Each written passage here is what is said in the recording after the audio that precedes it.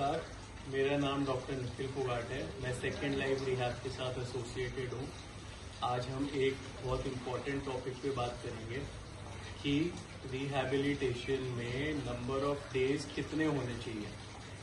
तो हम उसके लिए एक एग्जांपल लेके उनसे बात करेंगे और हम उसके बारे में आगे आपको इस वीडियो में बताएंगे। हम स्टार्ट करते हैं। हमारे एक पेशेंट हैं जिन्होंने हमारे यहाँ से ट्रीटमेंट लिया है। तो आपको कैसा लगा और आप कैसे हैं अभी? मेरे को बहुत अच्छा महसूस हो रहा है कि यहाँ पर मेडिसिन वगैरह। कितने टाइम से आप क्लीन हैं? मैं अभी तो 9 मंथ होने वाला हूँ। 9 मंथ्स होने वाला। ठीक है, तो आप कौन सा नशा करते हैं? मैं गांजा, दारू, स्मोक और occasionally cocaine, MD, LSD, multiple type के नशे आप करते हैं? मल्टीपल। आपने इससे पहले कहीं और पे भी ट्रीटमेंट लिया था? यस, एक बार मैंने रोड में लिया था, एक छतरपुर DLF में, और एक बार मैंने नई किरण गुड़गांव में। अच्छा, तो उनसे आपको कुछ बेनिफिट मिला था? इस टाइम मतलब मैं मेरा डिनाइल पीरियड मान रहा हूँ उस टाइम। मतलब कि मैं डिनाई करता था कि हर एक चीज़ से मैं मतलब जैसे कि जो भी क्लासेस होती थी उसमें ध्यान नहीं देना, बस अपने थॉट्स में खेलते रहना। और कभी मेरे को किसी ने इतनी उससे बताया भी नहीं, मतलब बीमारी के बारे में कि मतलब ये होती क्या है और कैसे हमारे साथ फैलती है। और कभी भी मतलब इतना अवेयर नहीं हुआ मैं बीमारी को लेकर। अच्छा, तो आपको कैसा लगता है, मतलब आप कुछ थोड़ा हमारे गेस्ट को बताना चाहेंगे कि रिहैबिलिटेशन में एटलीस्ट आपको कितना समय देना चाहिए? रिहैबिलिटेशन में मेरे को कम से कम 6 मंथ तो कम से कम। ऐसा क्यों लगता है कि आपको मिनिमम 6 मंथ देने चाहिए? क्योंकि मेरे हिसाब से जैसे मैं एज ए पेशेंट बता रहा हूँ क्योंकि अगर कम टाइम में ले जाते हैं बंदे को तो उसे एहसास नहीं होता कि मतलब वो फैमिली से दूर रहने का, और वो सब एहसास तो हो जाता है स्टार्टिंग में, लेकिन जल्दी ले जाते हैं तो शायद वो चीज़ों को लाइटली लेने लग जाता है और उसको एहसास नहीं होती कि लाइफ कितनी इम्पोर्टेंट होती है।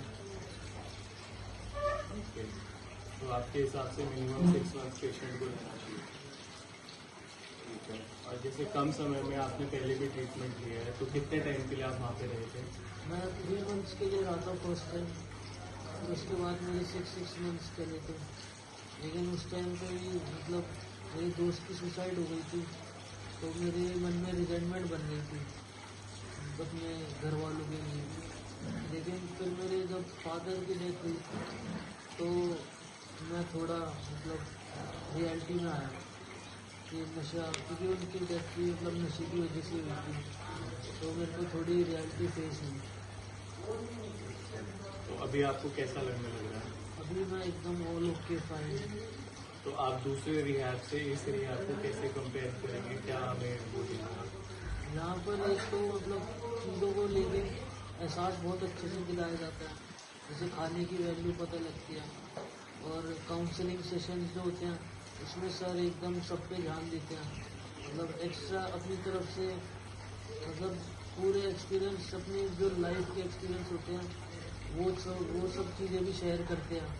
आदि मतलब जैसे मेरे पिछले सेंटर्स थे तो उनमें वो लोग मतलब जो किताबी बातें थी उनको ज़्यादा महत्व देते थे, लेकिन कोई अपने लाइफ एक्सपीरियंस या कुछ वैसे करके नहीं बताता था।